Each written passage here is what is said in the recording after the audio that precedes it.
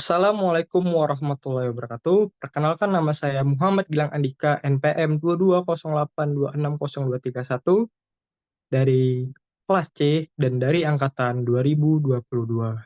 Nah, saya membuat video ini dengan maksud ialah melakukan tugas remediasi blok respiratori, yang mana di blok respiratori ini saya mengambil penyakit ataupun tema yaitu bronkoektasis.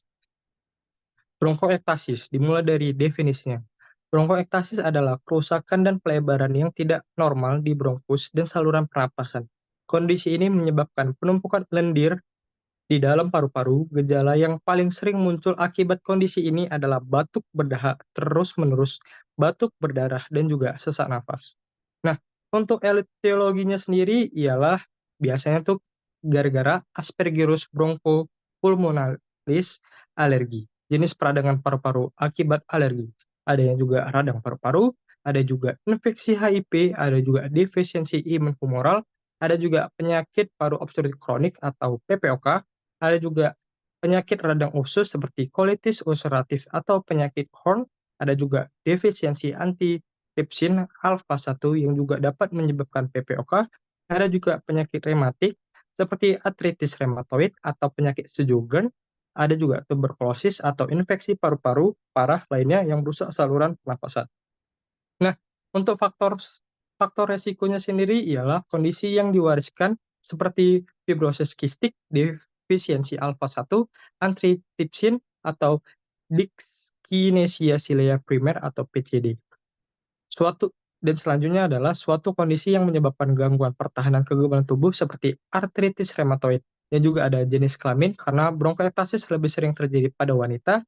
Ada juga infeksi paru-paru yang parah atau kronis seperti tuberkulosis yang merusak saluran udara. Ada juga usia karena risiko meningkat seiring bertambahnya usia.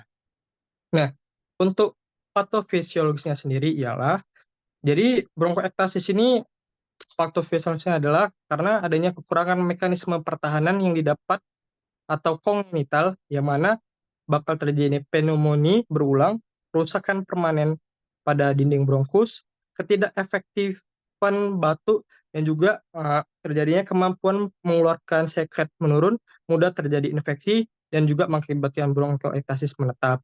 Dan juga ada faktor lainnya ialah kelainan struktur kongenital fibrosis kistik, sindroma Karl-Tegner, kurangnya kartilago bronkus, terkumpulnya sekret kuman berkembang dan infeksi bakteri pada dinding bronkus, kerusakan pada jaringan otot dan elastin, kerusakan bronkus yang menetap, kemampuan bronkus untuk kontraksi berkurang dan selama ekspirasi menghilang. Dan juga terdapatnya mudah terjadinya infeksi bronkoektasis yang menetap.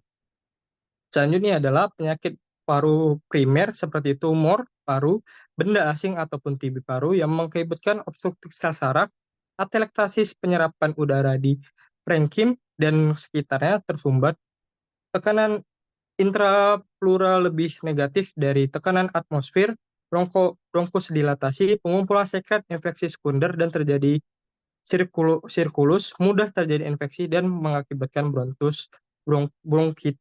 bronkiektasis yang menetap. Nah, selanjutnya dari patofisiologis kita masuk ke anamnesis dan pemeriksaan fisik. Yang mana di anamnesis sendiri ialah kita bisa menaikkan terkait faktor risikonya. Tapi untuk anamnesis sendiri tuh biasanya pasien datang dengan batuk kronis setiap harinya. Dan juga terdapat nyeri dada, untuk keluhan tambahan, untuk penurunan berat badan juga ada, terus batuk disertai lendir dan nanah, atau biasa yang disebut sputum 3 lapis, ada juga pilek berulang, lendir yang berbau tidak sedap. Nah, untuk tanda-tanda vitalnya sendiri biasanya tuh sesak nafas, berarti untuk frekuensi pernapasannya meningkat, habis itu terdapat juga adanya batuk berdarah di anamnesis, terdapat juga ujung jari bengkak dengan kuku melengkung atau clubbing finger. Baru selanjutnya kita masuk ke pemeriksaan penunjang, yang mana untuk pemeriksaan penunjang tersendiri terdapatnya tes darah. Biasanya tes darah sendiri itu untuk leukositnya meningkat atau leukositosis. Nah, untuk pemeriksaan dahaknya biasanya terdapat sputum 3 lapis yang tadi, dan terdapat juga bakteri seperti Aspergillus bronchopulmonalis, dan juga terdapatnya fototoraks. Gambar fototoraksnya terdapat honeycomb. Oke, selanjutnya setelah kita habis dari pemeriksaan penunjang, kita masuk ke tata laksana. Nah, untuk tata laksana sendiri terbagi 2, yang pertama adalah medikamentosa, yang mana antibiotiknya sendiri biasanya dikasih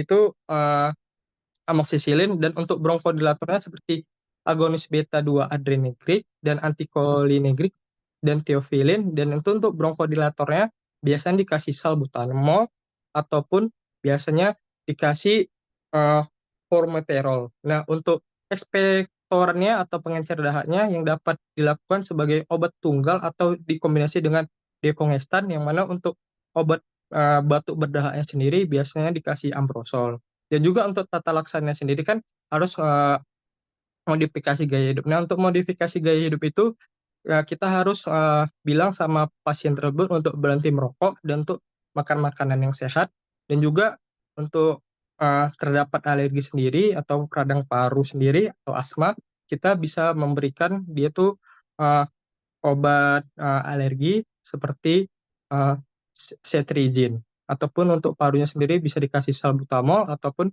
formoterol.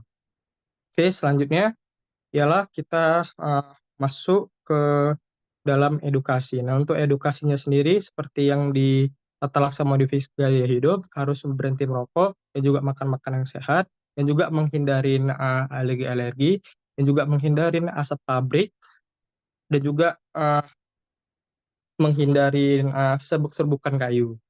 Oke, itu untuk edukasinya. Nah, saya sudah selesai melakukan presentasi dan juga, penjelasan terkait bronkoektasis. Untuk referensi sendiri terdapat 4, yaitu ada Bilton D. Jones al Bronchiectasis, Epidemiology and Causes Bronchiectasis 2011, 1-10, adanya Carl Mears EGD Chang AB Koti Thermal SH et al. Bronchiectasis di Spring 2018. Habis itu ada Smith MP Diagnosis and Management of Bronchiectasis, ada juga Boyton R.J. Altman DM Bronchiectasis Current Concept in Pathogenesis, Immunology and Microbiology. Sekian dari presentasi saya.